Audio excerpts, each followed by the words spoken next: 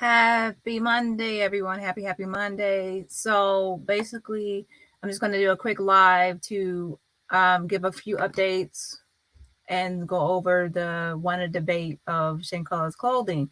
Okay, so basically, I need everyone to go ahead and sign the petition. That's change.org/Shanquella. That's change.org/Shanquella. So if you have not signed this petition and shared it with your peeps, then you need to go ahead and do so because, yeah, everyone needs to sign this petition. Well, we are currently at 35,417 signatures. 35,417 signatures, so that's great. We need 14,583 signatures to reach the next goal of 50,000 signatures. Yeah, so I know based on the views of a lot of videos that there's a lot of people, way more than 35,000 people that want justice for Shanquella, but the petition numbers are only showing this number. So I need everyone to sign this petition. Hey, Christina, thank you for smashing that like button. Billy, Leah, I think I said Christina. Medically noted. Yes, auntie, yes. Yes, auntie, yes. When nature calls one, smash that like button. Hey, Bentley. Yes, make sure you keep on hashtag justice for Shanquella. And hey, genuine woman. Hello. Thought I was late. No, I'm late. I'm always late. I'm working on it. Okay, so basically, okay, so now that I got that out of the way, what I will say is this: a lot of times I went back over my videos and I noticed that I'm repeating a lot of information from previous videos. So I'm going to actually stop repeating information. Sometimes I will just to be nice, but for the most part, if you are lost in the sauce and you have not watched all my other videos on the playlist and you have not kept up with everything I've been saying and doing, you need to actually watch my full playlist of all the videos so you can be caught up on everything.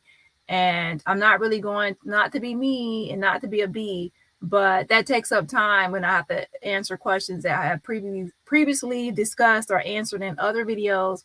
And sometimes people will ask a question that I have made a full video on. I have a video that's like 2 hours long on that question. And they will come in here and ask that same question that I have a 2-hour video on. No. So from now on, I'm going to skip some comments that are asking a question that I've already covered. I'm sorry, but I have to do that because the reason I have to do that is because there are some people that have been here watching every video and they already know everything. So it's kind of like a TV show. You don't want to jump in halfway through the season and say, hey, catch me up. What happened on all the other episodes of this? And then other people have to stop the show just to catch you up. Nah, that's not how it goes. So sorry to that woman or man, but I'm not going to catch people up. So a little bit, I will be nice and give a refresher. A refresher means I'm just going to give like a 1-minute refresher from the previous video, but I'm not going to give a refresher from all the videos. Get it? Got it? Good. Okay, so basically, first, let's go ahead and discuss Winter Donovan. Okay, so I know people say, oh, yeah, we want to get Winter Donovan fire, or you want her to not be able to work with her mother at the her licensed mental health facility that's licensed by the state of North Carolina. So I will play a recording because I want everyone to know that I did try, but there's nothing that can be done for Winter Donovan working at her mom's licensed mental health facility. Yes, it is licensed to give mental health services, and she works at that establishment most likely, but nothing we can really do until she's charged, and then from there the facility has to actually take action. And since she works for her mom, then there's nothing really we can do. But I did go over a bunch of questions, and I tried my hardest to try to get the state to be involved, but they said pretty much there's nothing they can do. So I don't want to hear anything about, oh, you never tried to do anything to Winter Donovan's job. You never tried to stop her bag, because I did. I'm going to play the proof. So then now Winter Donovan will be out of the way where I tried, and there's nothing really I can do. And then from there, we can see if other people are employed or something else, okay? Hey, Sandra, Betty Boo. I have been in the bushes, finally catching you live. Hey, Dani, welcome. Miss Wilson, glad you came out of the bushes. I don't think they expect a full rundown, but let's get to it. Trust me, they do. People will come here and expect a full rundown of everything they missed. Good morning, Dani, Mods, and Avengers. Hey, no more drama. Okay. Hey, Tribal. Thanks for being here, Tribal, my mod. Welcome to the chat. Please hit the like button if you haven't already yet. So go ahead and hit that like button. So basically what I'm going to do first is go ahead and say this. Mom fur babies, Maltese, good afternoon. Move my banner up because I have to do some commentary today. I'm gonna make sure my fair use commentary banner is up and running.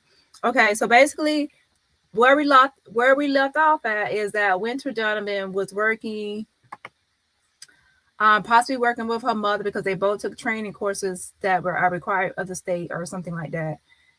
And we found out it was through CareLink Solutions Incorporated. And then actually it was 2 locations for CareLink. Under CareLink, there was just a CareLink Solutions Incorporated. And then there was another, like a group home or home living facility, alternative family living at a place called Naomi Place in Greensboro. So it had 2 like places, residence places, or 2 businesses. And then I also had another business, which is transport, and then some kind of other community service, divine intervention business, right? So basically, if she's working for her mother here at the mental health facility, there's nothing we can do. There's nothing the state can really do either. They stated that. So I'm going to play that call. Where else? Yes, I'm going to play that call right now. You have reached the Home Health Hotline and the Division of Health Service Regulations Complaint Intake Unit. To better serve you, your call may be monitored. Please select one of the following options. For nursing home complaints, press 1. Welcome. For mental health facility or group home complaints, press 2. For home health, home care, Division of Health Service Regulation Complaint Intake Unit. This is Jill. How can I help you? Yes, I'd like to make a complaint about an employee that works at one of your licensed mental health facilities. Well, what's the address of that facility?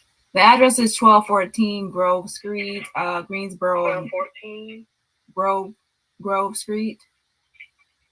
In Greensboro? Yes. And the name of it? CareLink Solutions. A home care agency? Yes. You want to give your name and address so we can correspond with you, or do you want to file a complaint anonymously? Anon. You said anonymously? Yes. Understand that when you're anonymous, you don't receive any written results of the investigation? Yes, I understand. Okay. Is there a certain client involved in the complaint? No, it's not a certain client. Okay. And there's actually 2 home health addresses for that. There's another one under CareLink as well. It's at 2284 Rockwood Acres. What's your complaint? Because we're concerned with client care services, the care that's provided to a client and services provided to a client. Well, I'm calling about a mental health facility, like I said, employee that's working for CareLink at those places I'm giving you the addresses. The personnel or employee is currently under FBI investigation for being an accomplice to murder. Yeah, who is the client she's working with? It's different clients. If you look up CareLink. You don't know any of the clients? Yeah, we're familiar. We're concerned with something happening to a client. Yes, and this is happening. And if she's under investigation, she's not working with any client. So we have to have something that is. She is working with clients, but I don't know what client she's working with, but she's working there. I mean, so is she arrested? You said she's under investigation. Yeah, she's under FBI investigation for being accomplice to murder. Have you heard about the Shanquella Robinson case? No, ma'am, but we have to have something that's been done to a client. Well, aren't you concerned about client and patient safety of being around her? But what client? I gotta have some information to. You see what I'm saying? It's just this is the way the state of North Carolina does it. Okay, well, what happens if the clients are.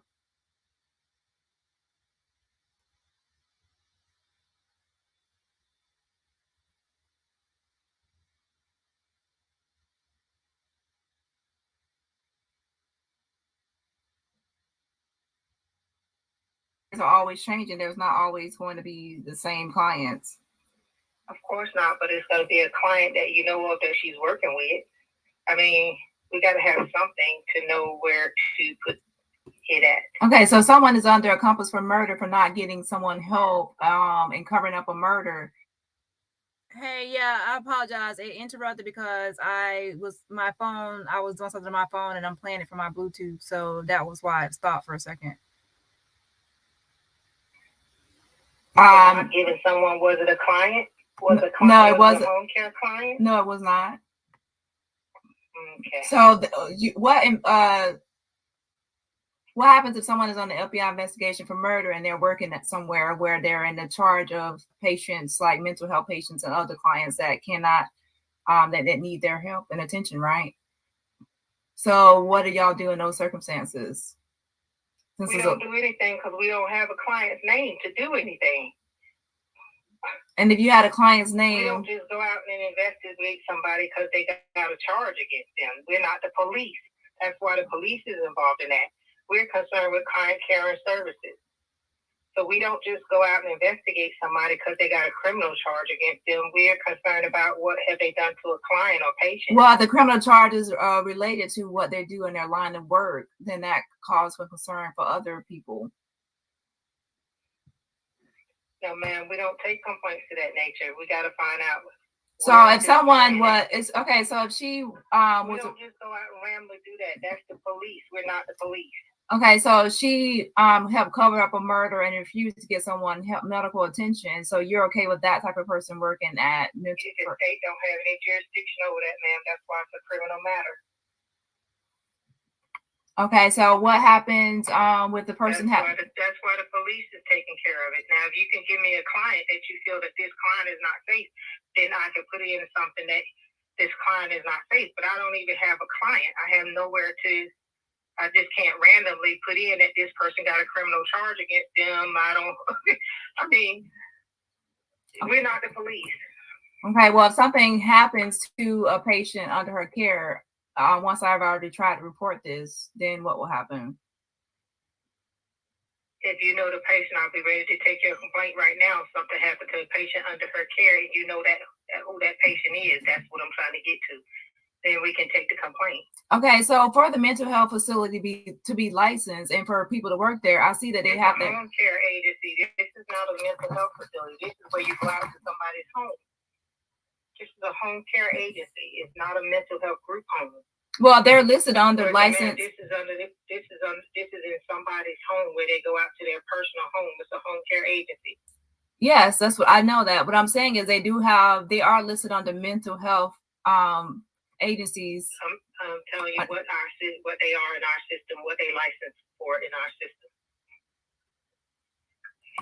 Okay, well, I'm also looking at your website and it says they're also, yes, can you look at this license number? It says MHL 0411168, and then also another one says 0411047. What is that about? Ma'am, I cannot do anything about this person having some criminal charges against them. I don't have a client that they're taking care of.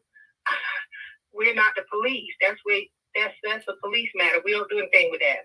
Okay, my other question was that for them to get licensed, because I see that she had to have training, so personnel have to have training, right, to have a licensed facility.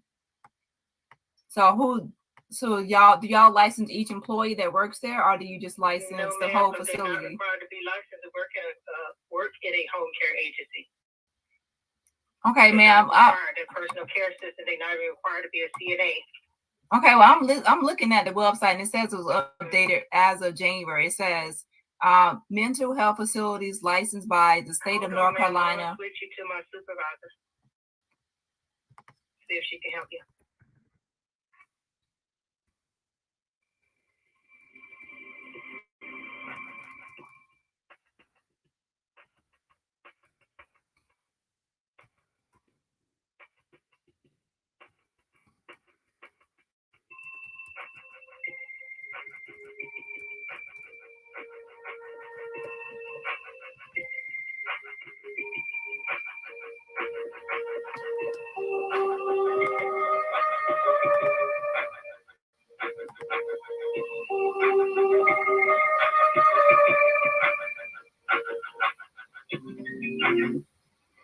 morning. This is Faith. Can I help you? Yes, I'm looking at your website and I see it says mental health facilities and it says licensed by the state of North Carolina and it says Department of Health and Human Services. Is this correct? This is Department of Health and Human Services, correct? Like the complaint line? This is the complaint line for the Division of Health Service Regulation. So we receive complaints about care provided at facilities that are licensed by our division. And that's including the Department of Health and Human Services? So we're underneath the Department of Health and Human Services. Okay. Well, so basically I was calling because there's an employee that works at one that's actually on here, this license, because I don't know if she understands what I'm saying, but the facility is actually on the listing that it says mental health facilities. She said it's not coming up as a mental health facility, but it's actually listed on the website under there with a license. I don't know if this is a license number. It has MHL, beginning of MHL. Is that the license number? MHL 0411168. And then another one says MHL 0411047. Are those license numbers? Yes, ma'am. Okay, so it's coming up under mental health licensing. So I was wondering, what does the facility have to do to get the license information, and does each employee have to go undertake training to get to be able to work in that facility? So they do have to have training to provide care. Now, from what I understand, so what Joe told me, the lady you were just talking to, your concern is that someone has been charged with murder and is still at a facility providing care. They have not been charged with murder. They're under investigation for covering up a murder, helping to cover up a murder. Okay. So what our current state licensure rules say is that anybody that has been convicted of a crime, the facility has an obligation to review a criminal background check. If we're talking about mental health facilities, the mental health facilities have to review their criminal background check to see if they've been convicted of any crime. Now, when they go to review that criminal background check, if they determine that they have been convicted of a crime, then they need to weigh the cost, the risks and benefits of hiring a person that's been convicted of a crime. So if, let's say I'm hiring somebody that's been convicted of a theft, I need to weigh the risks and benefits of hiring someone that's been convicted of a theft. They also cannot hire someone who has a finding of abuse, neglect, or misappropriation of resident property on the nurse aid registry. Now that is going to be an unlicensed staff member, a nursing assistant who's on the registry. They can't hire somebody that's got a finding there.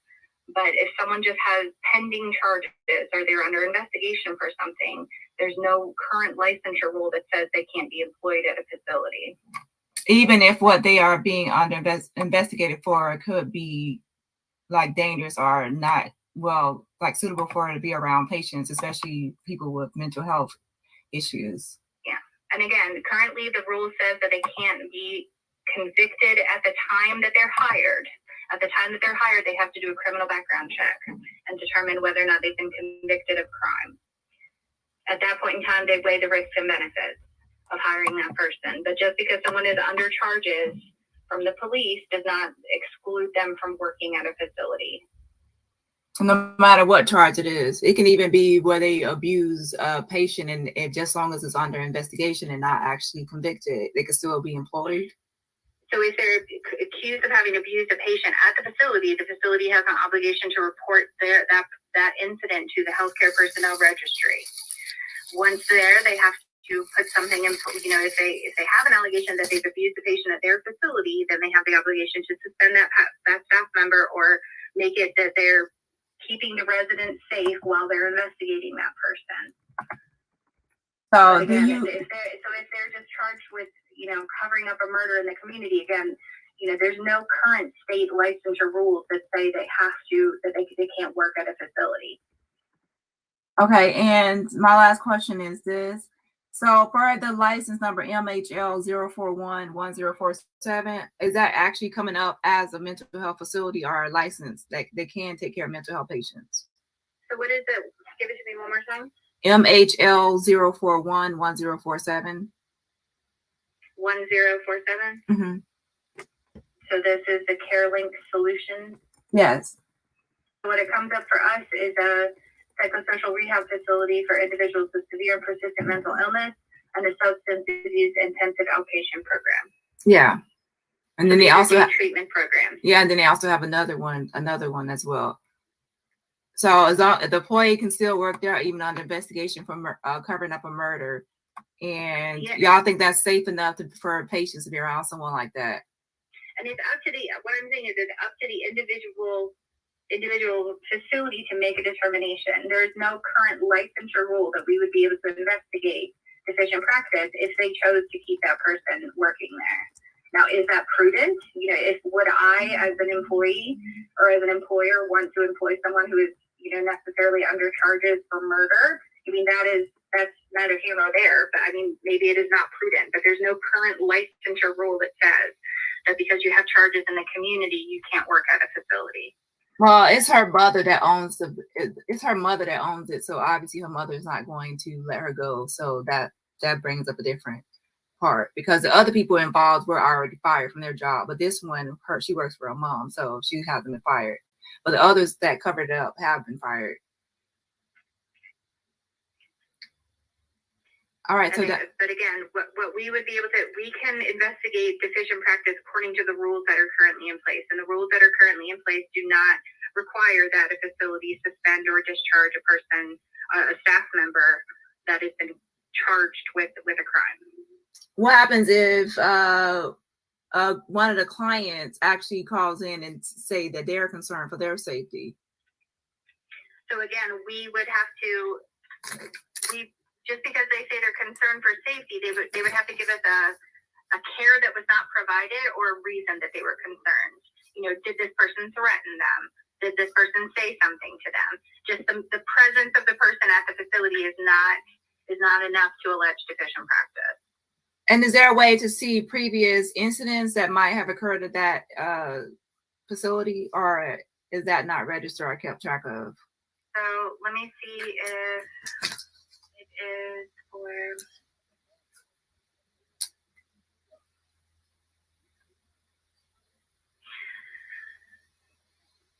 So there is, so if you go to the Division of Health Service Regulation website, so that's if you Google DHSR NC, you can get to our website. If you go into mental health licensure and certification section, okay, you can look under public records, and then you can see public records of licensed facilities. So if you click that link that says public records of licensed facilities, it's going to pull up a search engine that you can search by the county and the city and the facility name. And then you can see any deficiency statements that may have been written for those specific facilities. Okay, I'm on there now and I see public records requests. So are you under mental health licensure and certification section? You're at home. So if you go to the home webpage and you go under licensure and certification, you'll see mental health. Okay. So once you click on mental health, you go to, over on the left, you'll see public records. Okay. And then underneath the thing that says about this resource, there's another link that says public records of licensed facilities. All right, thank you. No worries.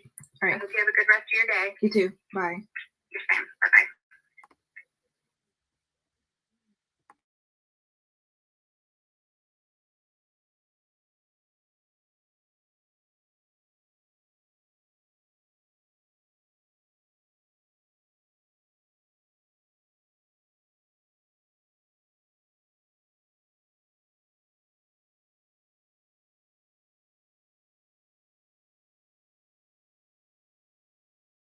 Okay, basically there is no current complaints for them at this. If you actually check this website, mental health licensure and certification section, they actually don't have any current complaints for the two businesses they own that has mental health licenses. And also keep in mind that first lady was wrong. That's why I asked the second lady again, because they are actually licensed mental health facilities. They might be primarily focused on home health, but they obviously can also give mental health services. That's why it's both licensed. And the second lady confirmed it. even though it's licensed under the state of North Carolina, and again, this is for Winter Donovan, there's nothing that can be done. She's saying the state can do nothing, even though they have a licensed facility. It's up to the owner of the business, who is her mother. And obviously, since it's Winter Donovan's mother, I doubt anything will be done. So basically, even though I pretty much knew this information, because a lot of times, unless you are a client and you are a patient and you're abused by someone working in the medical field or healthcare field, there's nothing really they can do to you unless you do something to a patient or a client. So I pretty much knew that information. However, people keep posting things and leaving comments, and they wanted me to at least try. So I went ahead and tried anyway. And you never know when you try something if it will work or not. So I went ahead and tried. Okay, so to get into the second part of this is about Shanquella and what she was wearing. The pajamas. So someone asked the last time we had a live, they said, who put her in the pink pajamas? What about the clothes she was wearing that Gerardo posted a picture? And again, I will confirm, like I said before, that the picture that Gerardo posted of Shanquella is a real picture.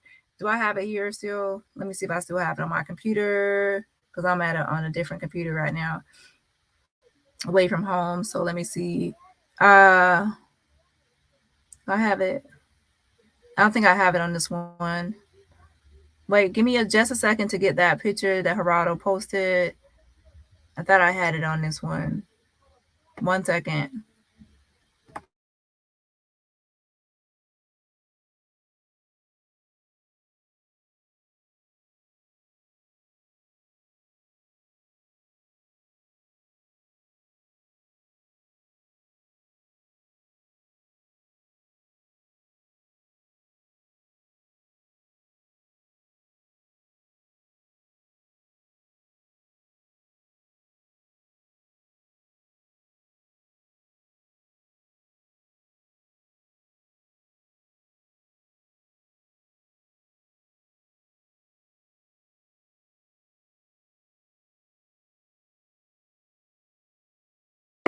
Okay, basically, if you look, this is a picture that Gerardo posted, and I don't have the one without the watermark on this one. But okay, so he had posted this picture, and people were saying, "Is that Shanquella? Is that Shanquella?" I did verify that it is. This is a real picture, so it's not fake. That is Shanquella. And obviously, if she woke up that morning and then she was attacked, because keep in mind that when she was attacked in that video, that Dejanay had her pajamas on still. Remember, Dejanay had her pajamas on. She had a bonnet. That's sleep gear. Pajama top, pajama bottoms, and then she had her bonnet on. That means that she also had pajamas on. So that signifies to me that yes, it was morning time before they even got dressed to go do anything or to have any outings or do anything. That it was morning time because of what Dejanay was wearing, a pajama set, like short pajama set and a bonnet. Shanquella also, that white thing hanging from her hair is actually something she tied her hair with. If you zoom in closely, so she still had something on her head that was tied. She was naked. Her parents said that she sleeps naked, and also she had something that she tied her hair back with that was white, and that's what's hanging down. People say it's a tag. It is actually, I already showed another video that was actually something she tied her hair with. Okay, so obviously to me, the attack occurred in the morning time. Okay. Okay, so it attacked in the morning time before they even started their day or got dressed to go do anything or getting themselves together outside of their pajamas. So, anyways, so she was naked in that attack. That was not a tag or bodysuit or any of those things people said. She was actually naked. Obviously. So obviously, since she was attacked, then someone had to put her in these clothes right here. So she had these clothes on right here, and it's clearly like she's wearing shorts and it's like a top, right? And then after that, everyone remembered the interview where her dad was saying, I cannot find where he said pink pajamas, but I do remember somewhere where it said pink pajamas. But he said she was wearing a pajama set, like a shirt and a bottom, like pants bottom, when she was sent back home to him in North Carolina. So basically, I talked to Elizabeth from the funeral home in Mexico, Los Cabos, Mexico, the funeral home that he found her at. When he called around different places in Mexico, he found her at this funeral home in Mexico. I talked to Elizabeth before, and I talked to her again the other night. I sent her a message, and I was like, "Thank you for putting her in pajamas. That was nice of you," or something like that. And she responded like with praying hands, and she talked to me about some other things. I'm not going to show her messages because she's not really a target of anything, and I don't want anyone harassing her.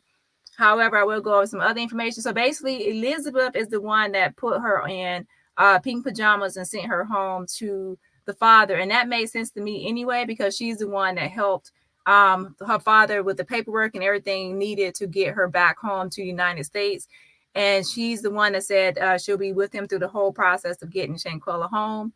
So I automatically knew. And then think about it, pink pajamas. Elizabeth, and then pink pajamas, a woman, like, come on, like, it was obvious that to me that the coroner didn't do it. To me, it's obvious that the funeral home, where they, funeral homes typically dress people up, they do their makeup, they do different things at people's body. So it's common sense to me that the funeral home will actually be the one that will dress her up and send her home in something nice, or send her home in something. So it was Elizabeth that did it, and I did confirm that it was Elizabeth, and she basically was still nice and that, just with the praying hands. She didn't say, "Oh, I didn't do it," or anything like that. And then I said something else. I'm like, "Oh, that was a dumb question," and she was just talking to me about something else. So anyways, it is confirmed that Elizabeth is the one that sent her home in pajama set. So these are not the clothes she arrived home in to the United States. She arrived home in pajama set, and it was bought by Elizabeth from the funeral home, and she put her in those clothes and sent her home. So we can look at some old videos of the father discussing Elizabeth. I can show you the funeral home where Elizabeth works at, and also the funeral home that received Shanquella's body once she got back to the United States. So we can go through the whole process. The first process is this. From that moment right here, the Red Cross was called, of course, by Winter Donovan. And let's go here. When you called 911, when she finally called 911, the Red Cross came out. Let me take this picture down. And as you can see, that's red and white outfits. Wait a minute, actually, the paramedic standing up name is Mavi. And I talked to the receptionist where she works at. Mavi already knows the pictures are online. Blase, blase. And then that's Dr. Carolina, and I don't know the other paramedic's name, but Mavi always has a partner with her everywhere she goes when she wears her glasses on top of her head, and that partner is the one kneeling down. And I know that's him, but since he has the mask on, I can't really confirm. But I do know that Mavi knows her pictures are online. I've tried to contact her. The closest I got was her receptionist, who was really being a gatekeeper and not really letting Mavi get onto the phone. But if you actually go to this website right here, Cruz Roja Mexicana. So whenever you call 911 in Mexico, you get the Red Cross, okay? So if most people, like even the concierge, says he prefers to go somewhere else because he don't really like the Red Cross service in Mexico. He says it's not really like that great, so he prefers to go to like another hospital and pay a little bit more money. But as you can see, 911, you can't really see it that great. But in the very top corner, it says 911 emergencies. That's when you call 911. So when you call 911, that's why Red Cross came out. It's not like, oh, why did Red Cross come? Why did Red Cross come? Obviously, when you call 911 in Mexico, that's who comes out automatically. So Red Cross transported her to the State Department in Mexico. So it's the State Department, okay? And then once she got to the State Department and they do the autopsy and everything else, she was transported to, let me go back to it. Where is it?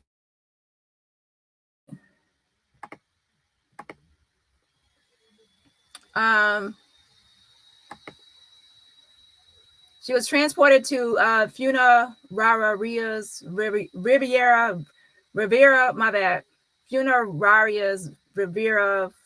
That's the funeral home right here where Elizabeth works at, okay? So she was transferred to this funeral home in Los Cabos, Mexico. And you can see the services they offer and everything else they offer.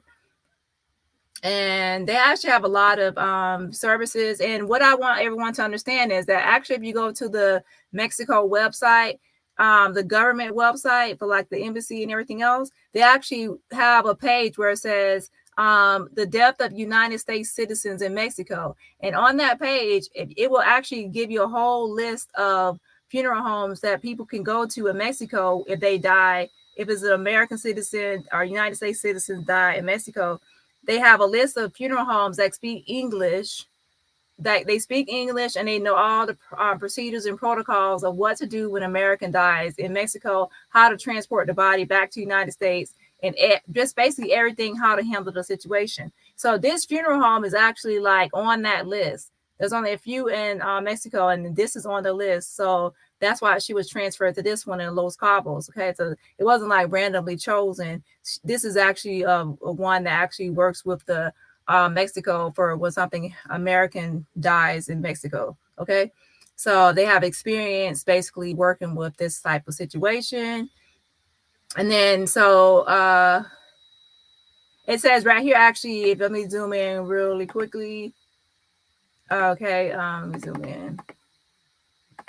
If you actually pay attention, even so on the website right here, it says Funerarias Rivera is a legally constituted company that has developed a close link with its clients, not only national, but also foreign. Since we have extensive experience working with the embassies of USA, Canada, United Kingdom, Spain, Lanka, Romania. So anyways, let me go ahead and play some old video clips. So this is a funeral home right here. So once she got to this funeral home, and then the father called, because it's like one of the first listings that pop up on search results. He called and he got a hold of Elizabeth here after like the second time he called, and she spoke better English than the first person he contacted. And then from there, she worked with him through all the paperwork and all the protocols and procedures of transferring the body back to the United States. And then once the body came back to the United States, she was actually sent here.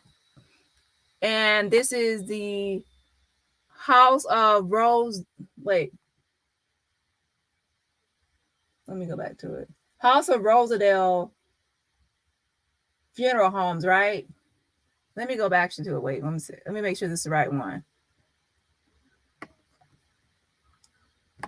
Let me make sure. 1 second.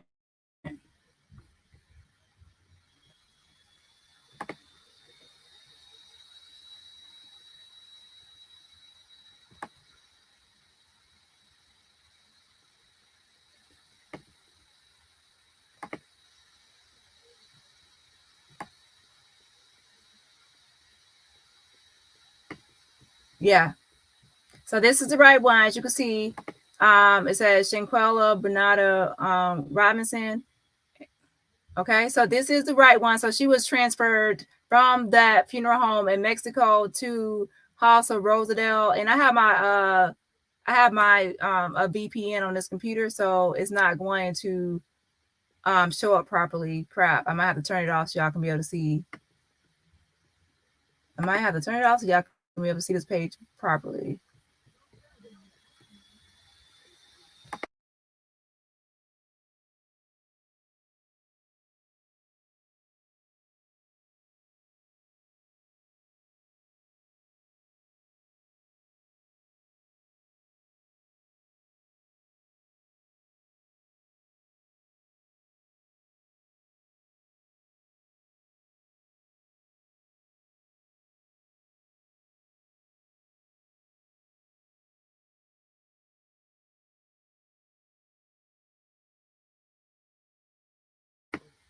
Okay, as you can see, it says the family of Miss Shanquella Bernarda Robinson created this live tributes page to make it easy to share your memories. So she was actually transferred to this House of Rosedale Home and Funerals LLC in Charlotte. So from that, like I said, from that Los Cabos where Elizabeth is, she was transferred here to this funeral home, and this funeral home received the body back, and that's when she came and he saw her in the pink pajamas. He saw her busted eye, busted lip, and a knot on her forehead.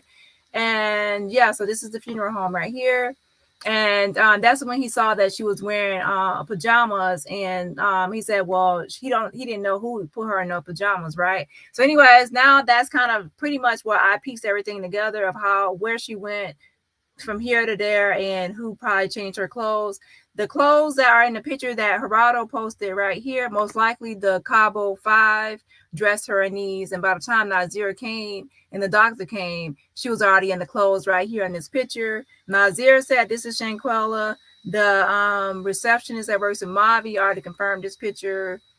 And then the doctor and the paramedic in the picture are actually matching the exact description of the people that are reported in this photo, including the kneeling Mavi.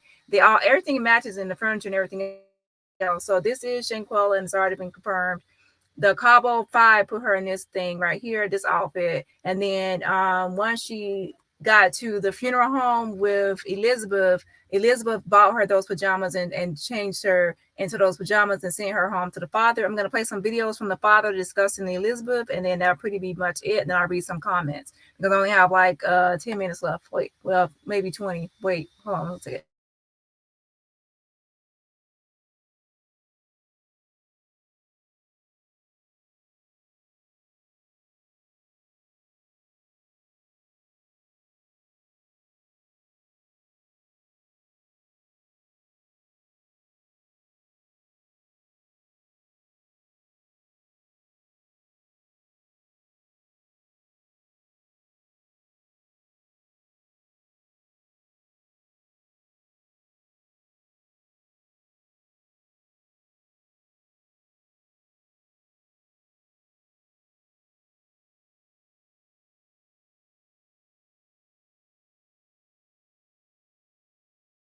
On the embassy, calling the embassy, they giving her the run around. I don't know too much about Mexico, none of that. So me and my brother was over my mom's house. So as I'm standing here talking to y'all right now, I'm just hurting all inside.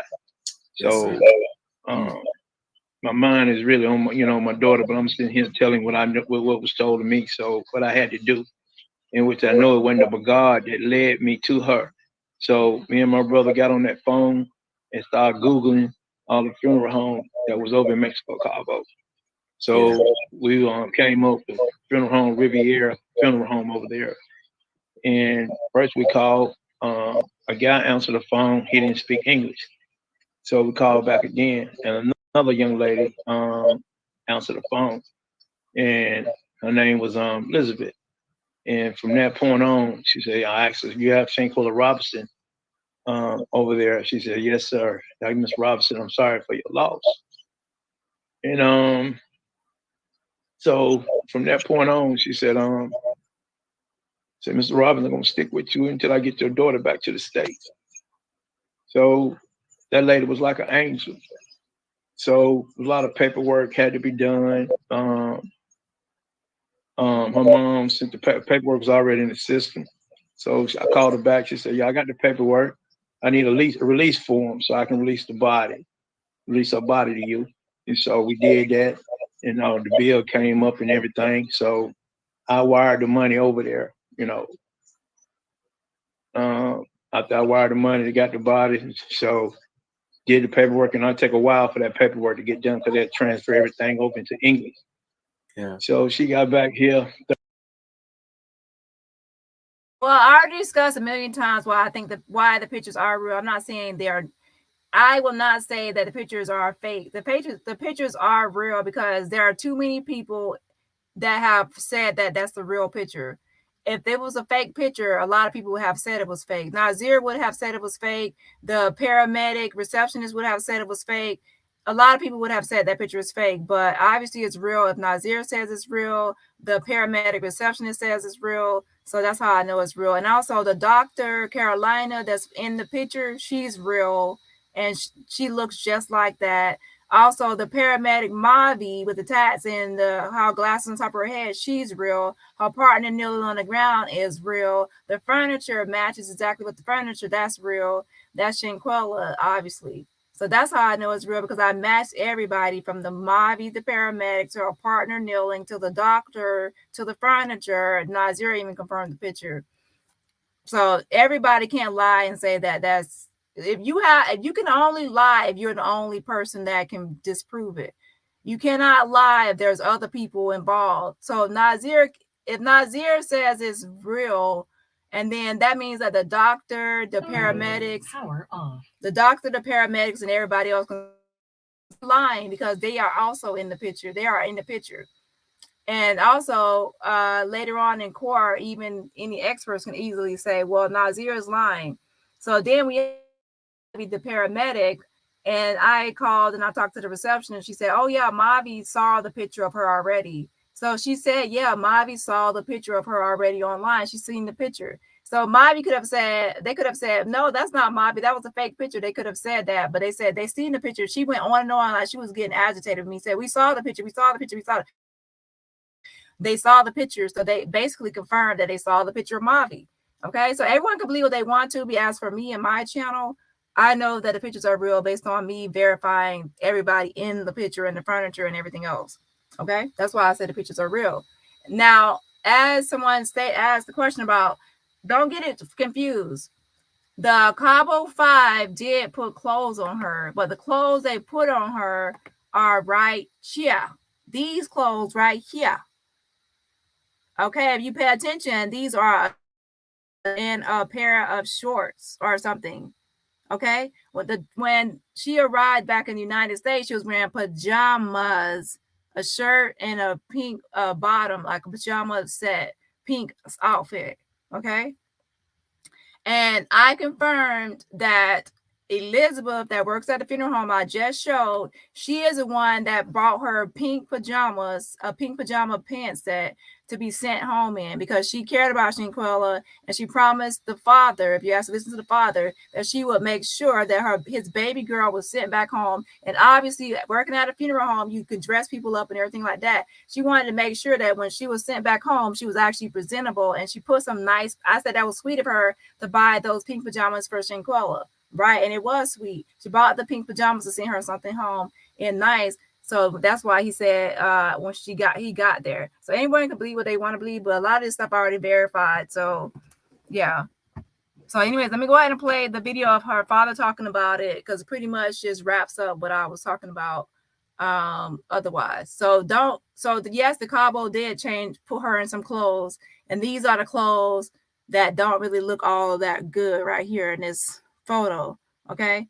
And then the other clothes she actually came back in the United States with, a pink pajama set, was actually bought by Elizabeth from the funeral home. Okay. So pay attention to those details.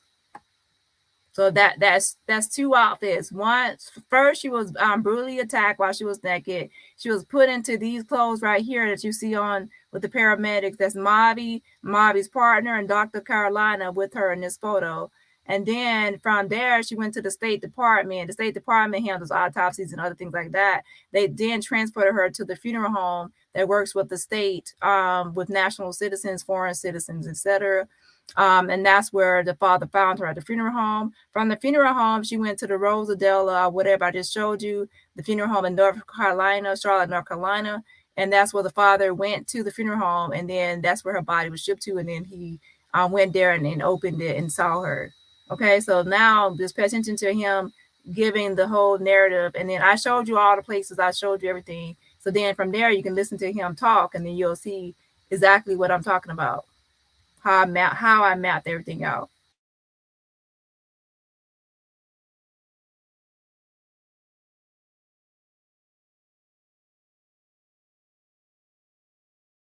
Had to do, in which I know it wasn't but God that led me to her. So me and my brother got on that phone and started Googling all the funeral homes that was over in Mexico, Cabo. So we came up with funeral home, Riviera funeral home over there. And first we called, a guy answered the phone. He didn't speak English. So we called back again, and another young lady answered the phone, and her name was Elizabeth. And from that point on, she said, I asked her, you have Shanquella Robinson over there? She said, yes, sir. Like, Miss Robinson, I'm sorry for your loss. And so from that point on, she said, Mr. Robinson, I'm going to stick with you until I get your daughter back to the States. So that lady was like an angel. So a lot of paperwork had to be done. Her mom sent the paperwork was already in the system. So I called her back. She said, yeah, I got the paperwork. I need a release form so I can release her body to you. And so we did that. And the bill came up and everything. So I wired the money over there, after I wired the money, they got the body. So did the paperwork, and it'll take a while for that paperwork to get done because they had to transfer everything over into English. Yeah. So she got back here last Thursday, around about 5 o'clock. So I'm sitting there in the funeral home. As soon as that door opened and that box came in there with her in it, man, you know, just cried like a baby. Yeah. Didn't even want to leave out the funeral home. My brother had to pull me out of there. You know, I'm sitting here, you know, looking at her, seeing, you know, a knot on her head, her eyes swole, she got a cut lip. And, you know, just, you know, that's no alcohol wasn't going to do all that. You know, so that's just something not adding up right here. And so y'all going to come back here to the States and bring her luggage back, sit right there in her mom's, in her sister's face.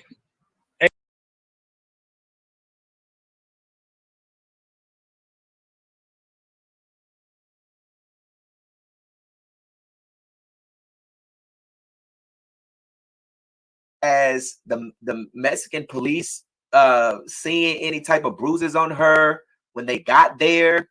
You know, did the medics observe anything, you know, different, you know, about her when they got there for them to, you know, allow these people to leave a room, you know, after saying that she had alcohol poisoning and then tending to her body, and it's obvious signs that, you know, she was beat?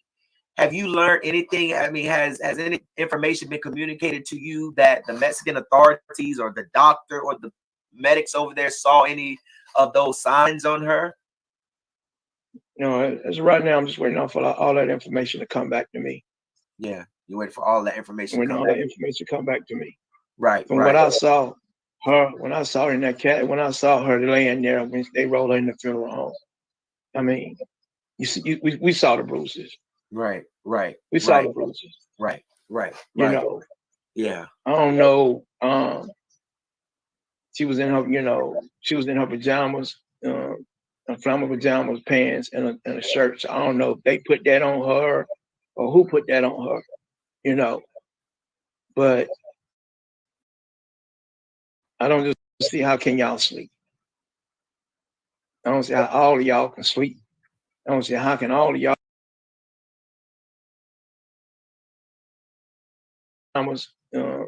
flannel pajamas, pants, and a shirt. So I don't know if they put that on her or who put that on her, you know.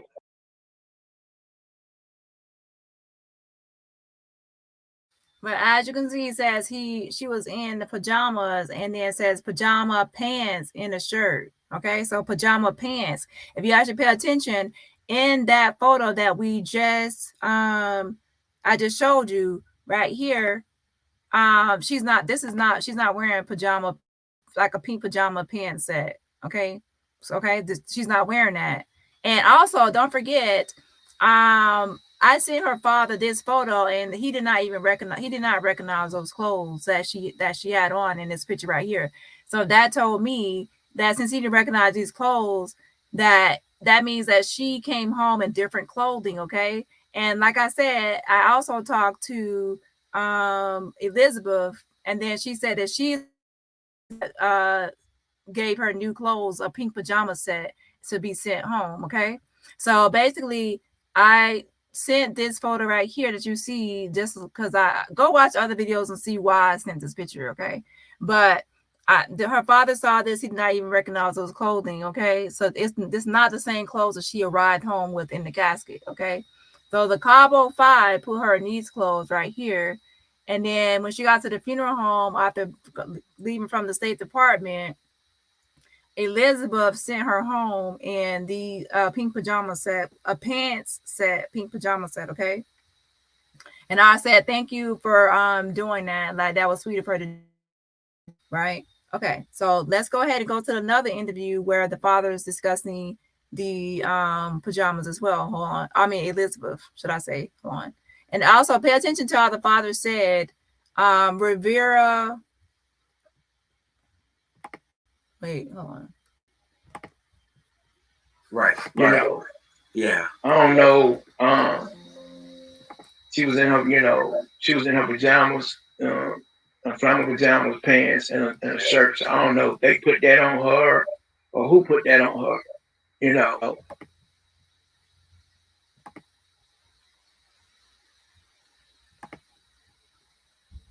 got on that phone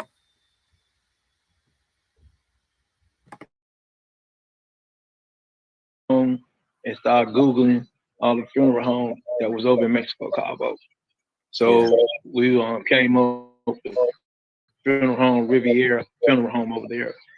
And okay, pay attention. He said we came up with funeral home Riviera funeral home over there, and that's the one I just showed you, the Riviera. And I said Riviera myself the first time. Riviera funeral home, Funerara's funeral home. That's the one that Elizabeth works at, and I talked to her. Okay, and this is my first time talking to her. I talked to her before, way earlier on, because to be honest, I'm nosy. I am a nosy person, right? And to be honest, I have talked to a lot of people in Mexico and involved in this whole thing because I'm nosy. And also not just nosy, I wanted to piece together everything and also get justice. And to me, it's kind of like investigating or looking into things or trying to get answers and just something, because it was a lot of unanswered things, right? So and also trying to get people fired. So that's a lot of stuff I've been doing, but I ain't gonna lie, some of it is being kind of nosy. I'm a nosy, messy person. So yeah, so I did talk to Elizabeth early on, and then I also talked to her yesterday and then this morning. Okay. So and I'm not going to be like, she is a nice person, she's sweet, and she's not all like the other people that are into the cover up and all that. So that's why I'm not posting all her stuff. So we came up with a funeral home Riviera. So that's the one. And I showed you, remember I showed you that funeral home? That's the same one I just showed you. First we called, a guy answered the phone. He didn't speak English. So we called back again. And another young lady answered the phone. And her name was Elizabeth. And from that point on, she said, I asked her, you have Shanquella Robinson over there? She said, yes, sir. Now pay attention. I'm sorry for your loss. And pay attention to this right here, what I'm showing you. Is at the very top, you see Rivera. That's the funeral home right there. This is the one where Elizabeth works, okay? Yeah. And then when he mentioned that the funeral home that he walked in, and then where her body was shipped to, he's talking about the Rosadella funeral home, where she was sent to have her funeral, right? This one. So that's where her stuff is on here. And it says what we do. And this is the funeral home right here where he went and then opened and saw her wearing the pink pajamas with the and think about this. Even when he got her body way later on, he still saw that the busted eye, the busted lip, and now her forehead. He still saw the visible bruising and everything else. So how can the doctor and everybody just overlook those things when he saw it way later on, right? When he got the body. So let me go ahead and go to the second interview of the father discussing this whole thing.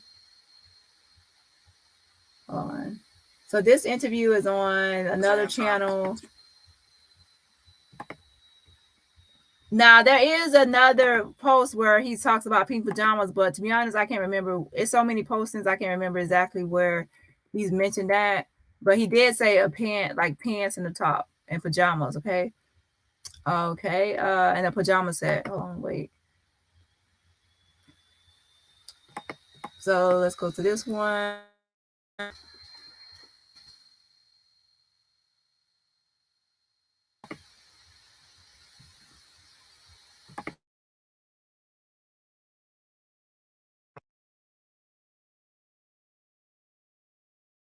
Got on my phone and Google the real call the embassy. They give me the run around.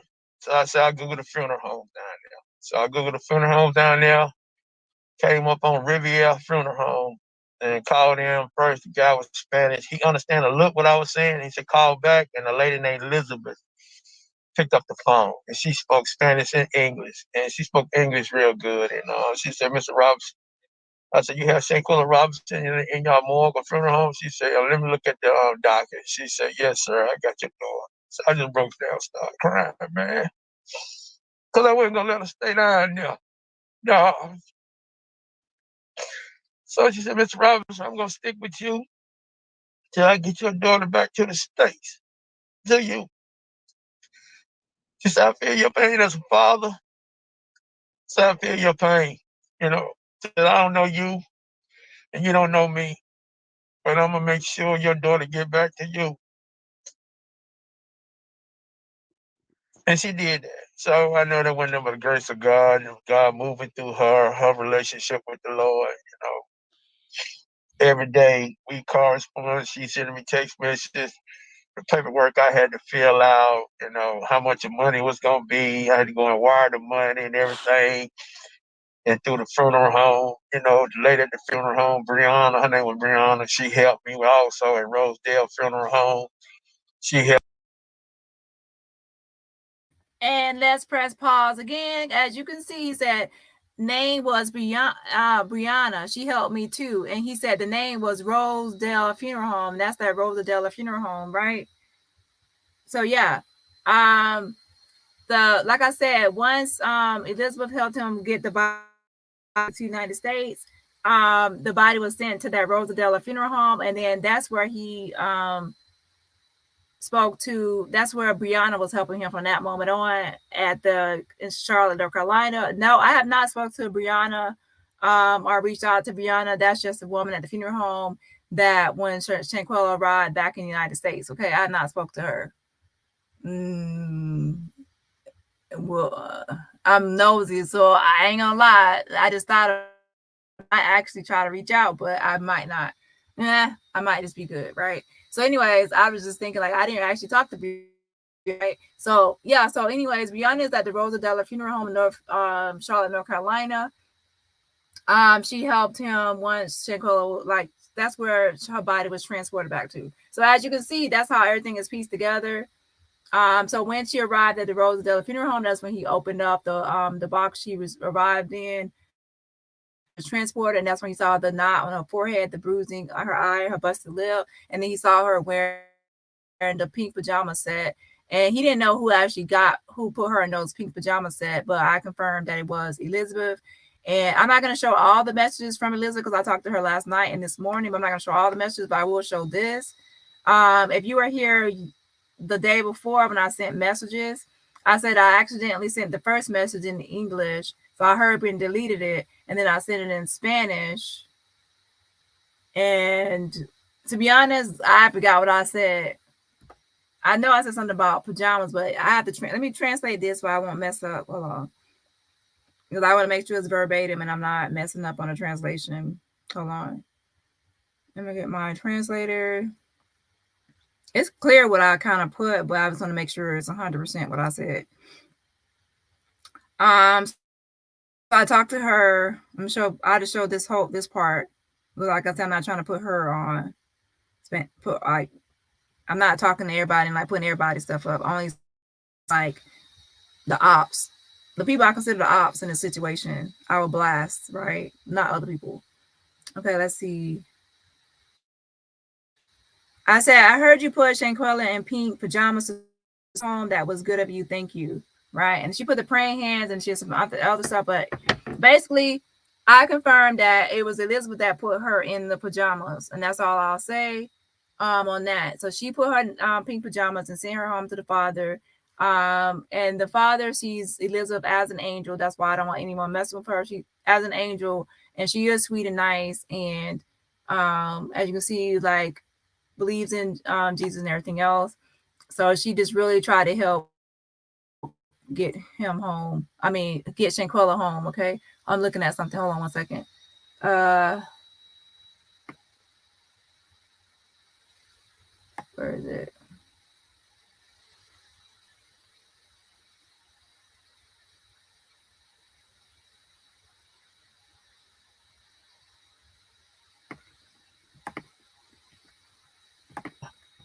Came up on Riviera Funeral Home and called him first. The guy was Spanish. He understand a look what I was saying. He said, call back. And a lady named Elizabeth picked up the phone. And she spoke Spanish and English. And she spoke English real good. And she said, Mr. Robinson.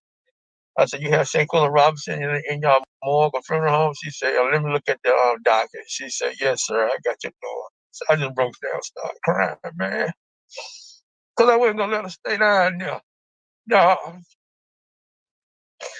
So she said, Mr. Robinson, I'm going to stick with you till I get your daughter back to the States. To you. She said, I feel your pain as a father. So I feel your pain. You know, that I don't know you and you don't know me, but I'm gonna make sure your daughter get back to you. And she did that. So I know that when there was the grace of God and God moving through her relationship with the Lord, you know, every day we correspond. She sending me text messages, the paperwork I had to fill out, you know, how much the money was gonna be. I had to go and wire the money and everything. And through the funeral home, you know, the lady at the funeral home, Brianna, her name was Brianna, she helped me also at Rosedale Funeral Home. She helped me with the getting her back over here, you know. Mr. Robinson, we got you, you know. So that following Thursday, because it take a lot of time to do the change that paperwork from Spanish to English. So she get all that and she say phone call. She calls me, Mr. Robinson, your daughter will be to you that Thursday. That next following Thursday, she came in, man. I'm sitting at the door. Rosedale Funeral Home, them doors open, man. She brought it in there. They brought it in there, man. I broke down like a baby, man.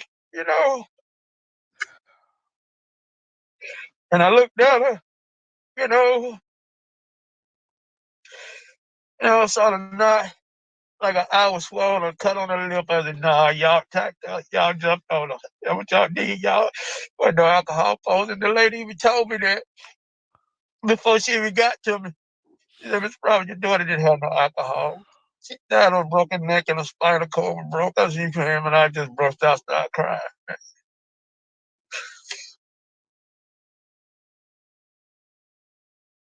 So that's pretty much it for today. Just gave y'all just like what happened like once she left the villa and how her clothes got switched and everything else.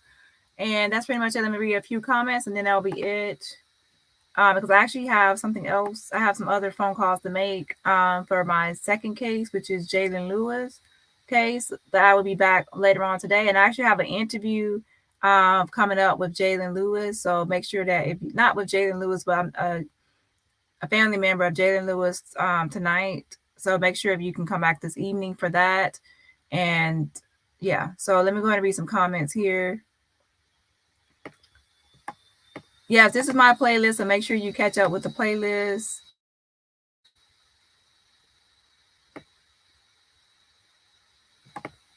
Yeah, I'm glad I spoke to her too. She's nice, and like the father said, she is nice, right? Okay.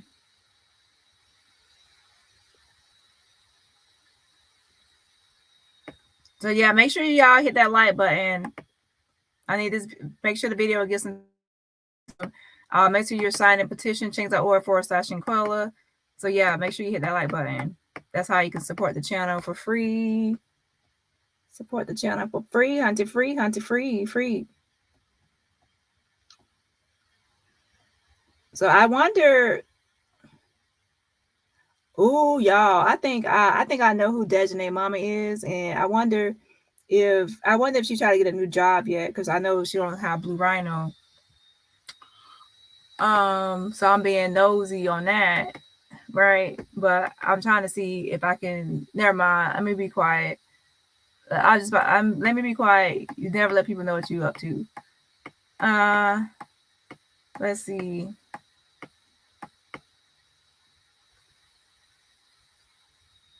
Yeah, based on what you were saying earlier, Purple Kisses, I don't know if you're still here.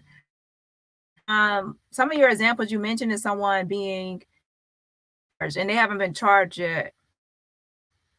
They're just under investigation. I appreciate your persistence and dedication, but perhaps you should add more naive people. Love to help dumb people. That's not you too damn smart and intimidating.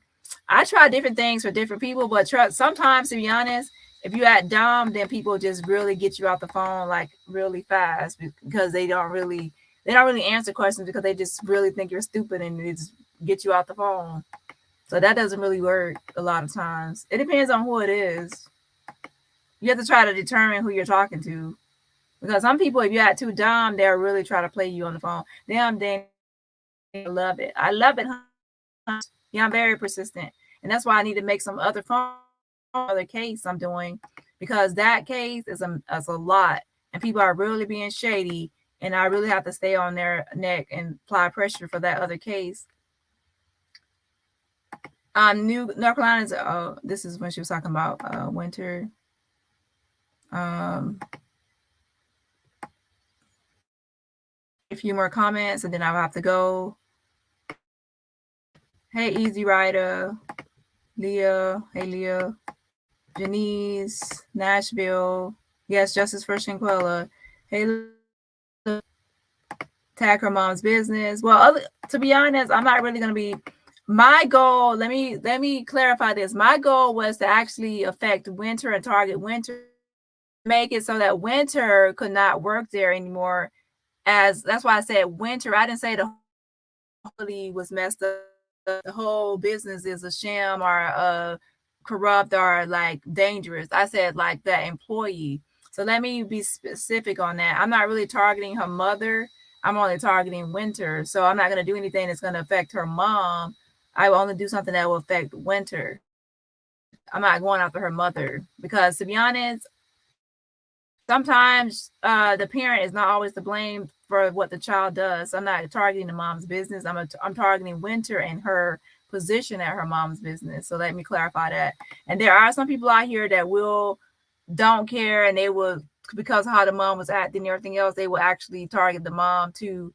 That's your prerogative. But as for me, I'm only trying to go after Winter in the Cabo 5, and that's it. My friend was fired and lost her CNA license for stealing a credit card. She was dumb. And yeah, if she was charged, it would be kind of different. But even right now, they're saying convicted, and it's up to the employer. Medically, her mom can remove the tag. Yes, hit that like button. Hit that like button.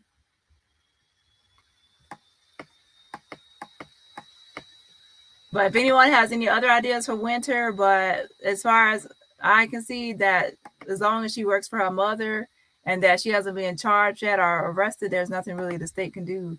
Hi, new here. Host Dani, mods, and chat. Why are humans like this? Welcome, welcome, welcome. That's ludicrous. Like, why are we as humans reactive instead of proactive? That's why I threw that in there. Like, if something happens, all right, we try to report something for her, right? And that's when the lady got a little confused. Nothing she can really do.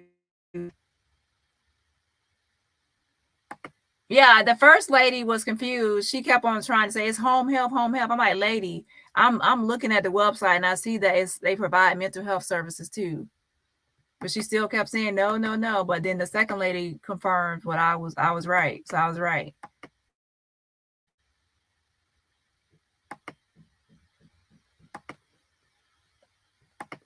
They said that even if someone confirmed that even if a client complained, it would have to be something directly related to care. It can't just be I'm concerned for my safety here. It has to be exactly that something happened to them under their care. That's actually calling. No, welcome. But that's who I was calling. So let's be clear. When I was on the phone, that was actually the state of North Carolina. That was not a local office or a local business. That I was on the phone with the state of North Carolina. I pulled it up on the website, state of North Carolina. I was not on. So I was talking to the state licensing and the people you can complain. So that was the state of North Carolina I was talking to. Damn, they are foul putting clothes on her after the beat down. Yeah, those clothes in that picture that Gerardo posted right here is what they put her in. However, when she was transported back home to the United States, Elizabeth had put her in pink pajamas. And I said that's sweet of her to do that, right? Because most likely if she didn't do that, she probably would have came home in the same clothes right here. But is it really shocking that a funeral home will put clothes on people? Because that's what funeral homes do, right? They dress people sometimes, but sometimes I know like family will bring out something that the person be buried in, but the family is not there. It makes sense that the Elizabeth goes shopping for her, some pajamas are shopping for her, something to put on, right?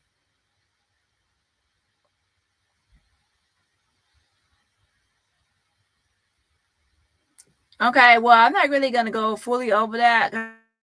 I already went. I have another video. I could link it to you, and I already go over the picture and why I think the picture is real.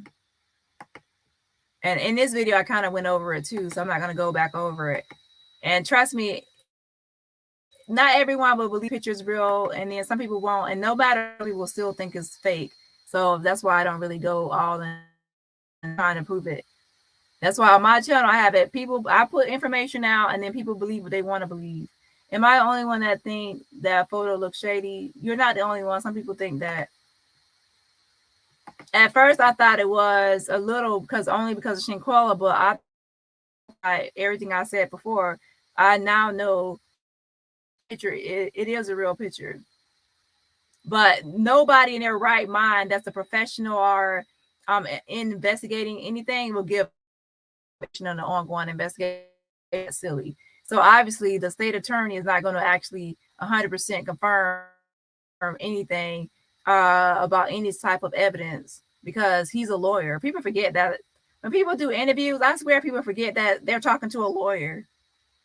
A lawyer knows what type of questions you're asking. They know why you're asking the question. They know what you're leading at. They are quick with responses. They know how to go roundabout or circular answers.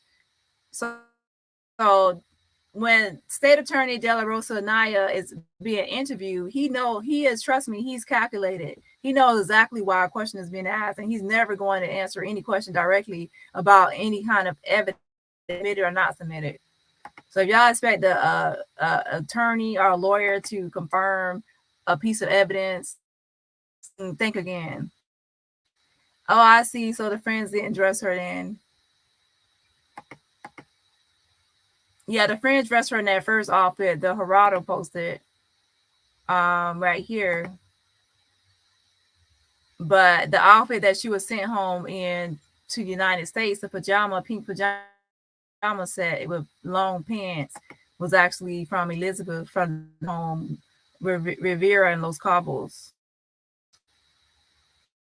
by her, the person that actually did it. Okay, let me go back up.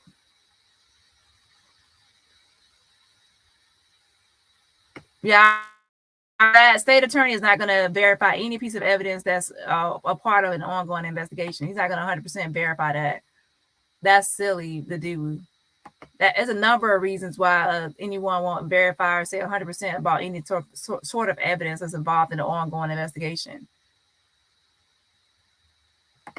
Her travel companions did dress her, but the woman at the funeral home changed her into a pajama set. Yeah, that's right, correct. Yes, this is my playlist. Just a thought, maybe find a billboard to go up in the area. I've seen people do that as well to get justice. You'll donate to the billboard. Okay, well, basically, I'm putting out information, so y'all can decide what y'all want to do from here on. If to where I can make Winter lose her bag or in without actually going after family, then I will do that. But if I have to go after family to get to Winter, I'm not going to do that because I wouldn't want that done to me where a family member does something and then I'm targeted because of my family members. Shit, they ain't got nothing to do with me. So I'm not gonna target somebody else because of what their family member did. It's not really fair in my opinion. But however, that's me in my opinion. Other people, I gave the information already. I gave the information. So if you want to do something, then that's on you and what you want to do. But as for me, because I have to go to sleep at night, and I'm not going to target somebody's family member because of that person. So I tried to get Winter affect her employment or bag, and I would think of other ways I can handle it. But as far as going through the life North Carolina, that don't work. This entire time I thought her friends dressed her, which I thought was extra creepy. Yeah, they did dress her in that first outfit on the floor of the villa. 35,419 signatures. So great work, everyone. Please keep signing and sharing. Yeah, keep signing and sharing the petition. Hey, Louisiana lady.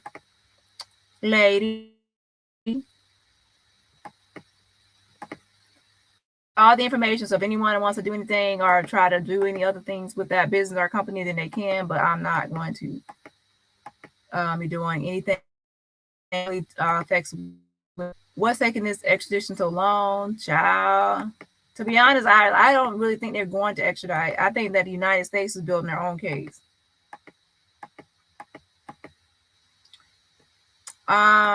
She said a lot of people know.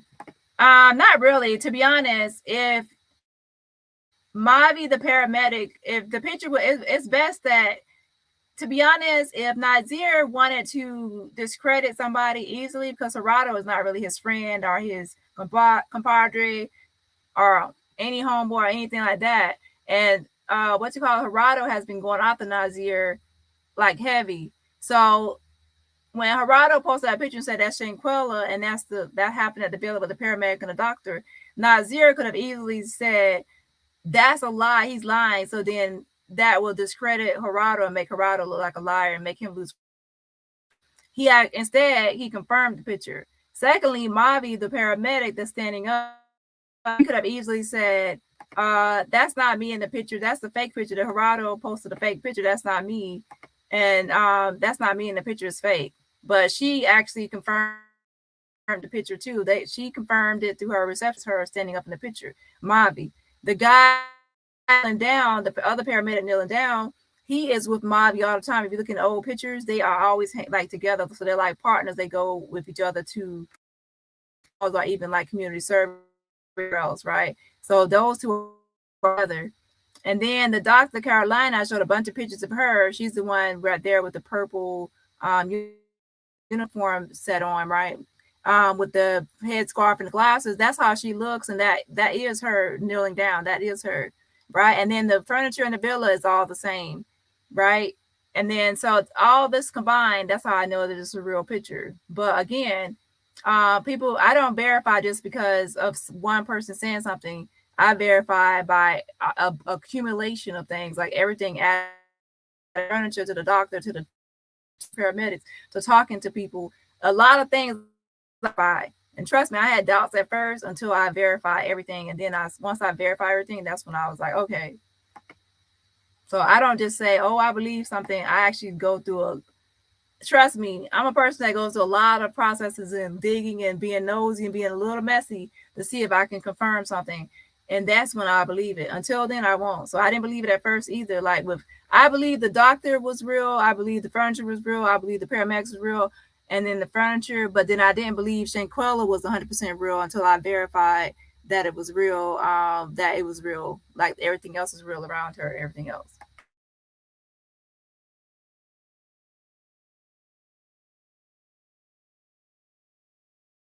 Then I stood over. I didn't want to leave that funeral home that night, man. A friend of mine had to pull me out of there. So I told him, baby girl, your dad will give you justice. Your dad will give you justice. They will pay for this. Through the grace of God. God gonna make it right. God gonna make it right. So next day, got on the phone, called the investigator down there. He said, Mr. Robinson, he said, I'm sorry about your loss. And I told him what happened. He said, yo, what you said in the statement, what I just looking at is totally different what they said, sir. You know, he said, you get the ball rolling up here. We're gonna make it, it'll get the ball rolling down here, sir, but you got to do your part up there. And so, in the grace of God, I asked him to give me the strength to do it. Even though I was hurt, crying all at the same time, man. But I wasn't gonna let them get away because I knew it wasn't no alcohol poisoning. They just sit there and lie. And they back over here in the States, you know, then they shut down their phone, Facebook pages and they cut their phones off, you know. The Cabo said, so disgusting, dressing someone after taking their life. Who knows what else happened? Shaking my head, taking videos and pics and laughing. Poor family. May karma handle them. Yes, no telling what all they did. No telling. But they definitely were just trying to cover up everything, right? So sad. I have a daughter. This saddens me. That was really nice of Elizabeth. Yes, it's really nice of her. It's so sad that the family had to go through all of that to get her home. Exactly.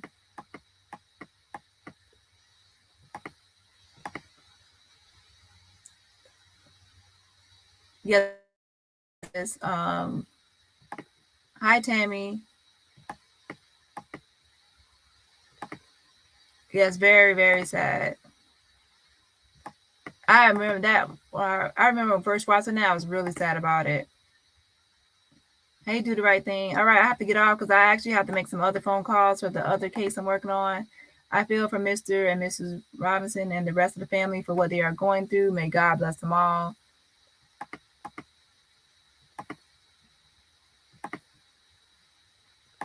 So make sure y'all are actually so heartbreaking praying for justice for Shanquella. Yeah, no matter what anyone believes about everything, a lot of times people still at the root of it.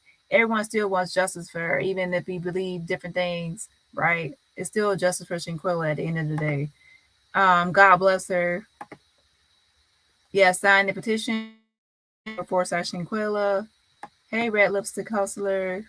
Okay, some people y'all that team be on that team replay. Team replay. I'm nosy too. I can open my own investigation business. Look at you, Dani. Do your thing, sugar.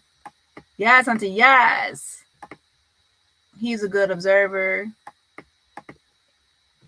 Dani, please don't stop. They all need to face justice for this. Yes, if I can actually find out anybody else is working or another way to affect Winter's bag, then I will.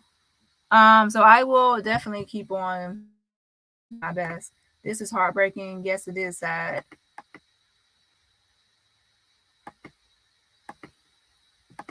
Thinking the coroner released Shanquella to a funeral home befher next of kin was identified. Yeah, that's why I said they dropped the ball. Instead of the father actually to try to find out where she was, the State Department. I talked to Dr. Valeras, who is actually used to be like a medical examiner over there and everything. It was the responsibility of the State Department, where she was first sent to actually identify, to find her relatives over the United States. But they dropped the ball on that, right? And the thing about it, remember when they signed in to the villa, they had the guest registrar list with all their numbers on it, so they could have easily got her next of kin from one of the Cabo 5, right, or Cabo 6, shall I say. Dani, you are an asset to activism and humanity, period. God bless you. Thank you, Hunty. Thank you, Kelly. And hey, girl. Okay, the embassy out there does give you the runaround. My cousin had a stroke in Mexico, and his stepmom had to fly out there. Fortunately, the caretaker for his ambulance. See, that's the thing right there. You would think that Cabo Villas would have actually contacted the family since they had the whole, they had the guest list, right? So they had a way to contact everybody on there to try to find out her relatives, right? But it's also the job of the State Department to do that as well. Hey, Wayne, may God bless Mr. and Mrs. Robinson. Dani, do you know if Shanquella's parents are going to file a wrongful death lawsuit against the fake friends? I hope they do. I don't know if what the family is going to do. I don't know. I wouldn't be surprised, but I don't know. I think embassy dropped the ball on this case. Yeah, a lot of people dropped the ball. I heard you put Shanquella in a pink pajama. Yeah, I knew I typed that, but I wanted to make sure 100% because I know some people can read Espanol, and if I say something wrong, they're like, "Oh, that's not exactly what it says." So I want to make sure I translate it again, so I make sure it's verbatim. Thank you for translating it. But yeah, so trust me, I have to translate everything back again and read exactly what it says because there will be somebody that says that's not even what it says. Thank you all for joining us. Please hit the like button. There are actually some messages that everything is in Spanish, and I'm like, I have to go translate. I have to go through that whole message again because all I said through the whole messages. She actually speaks English, right? So I can actually do it in English. But since I started off in Spanish, I kind of kept doing it in Spanish, right? But then once she kept sending some voice Spanish, so then I had to have somebody listen to it. The only way to talk to the maid, Lucy, is probably going to talk to her in person because by this time the villain may have told her not to say anything about it. I will say that sometimes people say they are told not to talk, but then they still anyway. Might not answer all your questions, but they'll answer some questions, and it's a kind of enough to get you some answers. Hey, Janice. I'm glad you love it, Hunty. Hi, Dani. I'm in the bushes at work. Hey, Stephanie. Yeah, everyone hit the like button. All right, y'all. I'll be back later on. We need to start looking into some of these men that were there too. They have been pretty silent. I know Khalil did like self-employment. Nazir,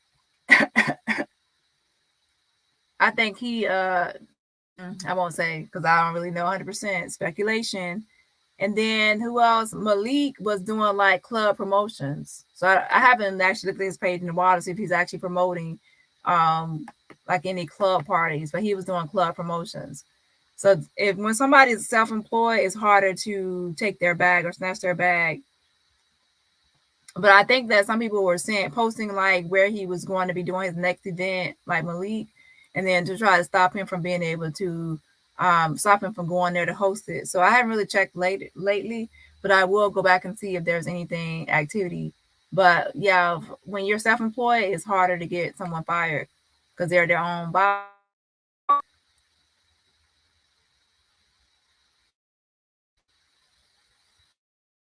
Yeah, calling them a lot of times they will just not really calling to me. Do you really won't get any answers about an ongoing investigation? However, applies pressure and it lets them know to stay on top of their game and not to just try to put Shanquella's case to the side and move on and make it like a cold case.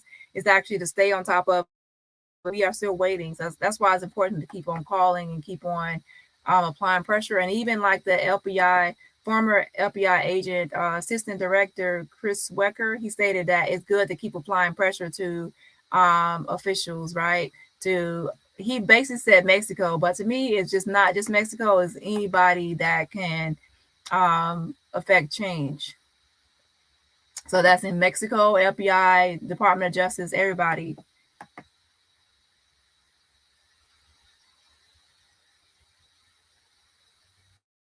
Do you have anything new besides the video? Yeah, the FBI they really will want to have evidence because when Gerardo first posted that picture, I actually sent it to FBI agent what is it, Shelby? I think her name is Shelby. I sent it to her because I said, "Are you going to turn this into the FBI?" And he was like, "He's going to do it later." And I went ahead and sent it right then, right? But I was in a rush because I was still watching his live, and then I forgot to actually add the attachment. Like I forgot to actually send a link with the email. I said, "Have you seen these pictures of Shanquella?" And then I forgot to add the email. I mean the video link. So then she quickly responded, "You forgot the attachment," and that's when I said, "Oh, I forgot." And then I actually sent the video, the link to Gerardo's video. So they definitely probably watching you, Gerardo, because you are in the mix. So yeah, they quickly replied once they thought I had some kind of evidence. So that email I posted for Shelby, or I think I sometimes call her Sylvia Shelby, the spokesperson that's always in the media about Shanquella for the FBI. That does work. She does get messages, and like I said, she responded like quickly when I said something about Shanquella pictures. Get the messages understood. Nevertheless, if one puts pressure on the licensing board, the board will put pressure on the entity it licensed. So what that can do is, if y'all want, I posted the information. So if anyone wants to actually call themselves and try to put pressure on them to do something, then you can. But as you can see, I spoke to two people, the employee and then her boss, and they both stated it's out of their hands. Okay. Those clothes cut off.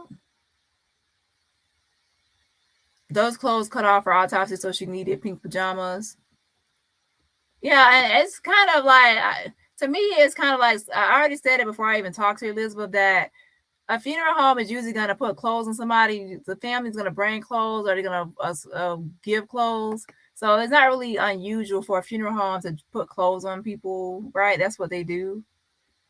So, and it's obvious that she would probably want to send some clothes, put her in some other clothes to send her back to her home. So, and once I realized it was Elizabeth, and they said she was nice, she believed in like Jesus, and it was a woman, and it was pink pajamas, I already put two and two together that it had to be her that put her in pink pajamas.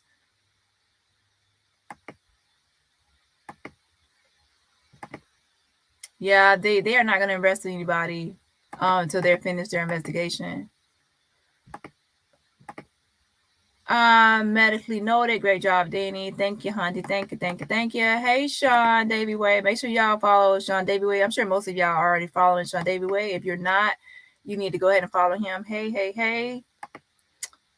I just can't understand how they can live with themselves. Child, you saw what they did. You saw how they came back and lied to the mom's face about it being alcohol poisoning. So they obviously don't give a damn about what happened. Hey, Easy Rider. You cashed that on.